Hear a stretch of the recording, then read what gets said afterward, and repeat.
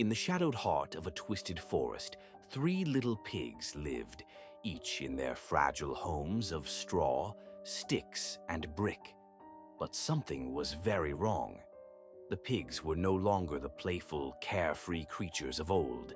Starvation had consumed them, twisting their once cheerful faces into something hollow, something desperate.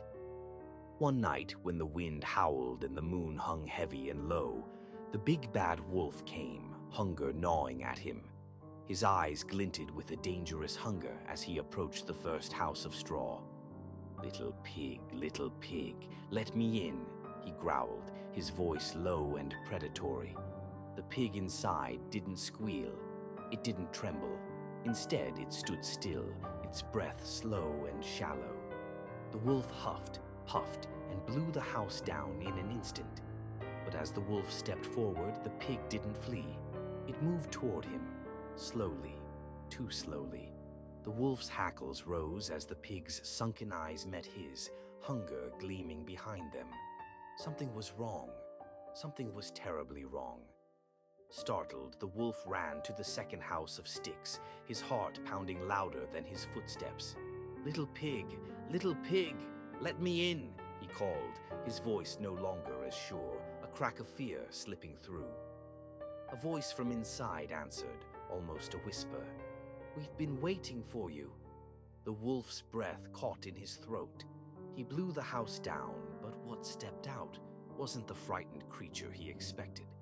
The second pig, even more gaunt and wild-eyed, stood in the wreckage. It smiled, if you could call it that, a twisted grin that sent chills down the wolf's spine. The wolf backed away, but the pig was already moving, fast and silent. Panicked now, the wolf fled to the last house, the one of bricks.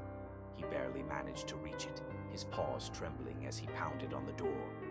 Little pig, please let me in." But this time his voice was different, desperate. The door creaked open. The third pig stood there, its frame a shadow against the dim light inside. "Come in," it whispered, the words slow and heavy, as though dragged from the depths.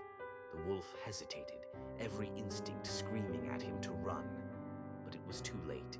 The three pigs stood together now, their hollow faces turned toward him, their eyes gleaming with something unnatural. Their movements were slow, deliberate, as they surrounded him.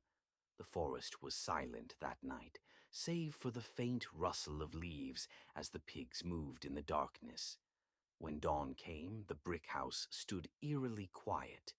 The pigs were no longer hungry.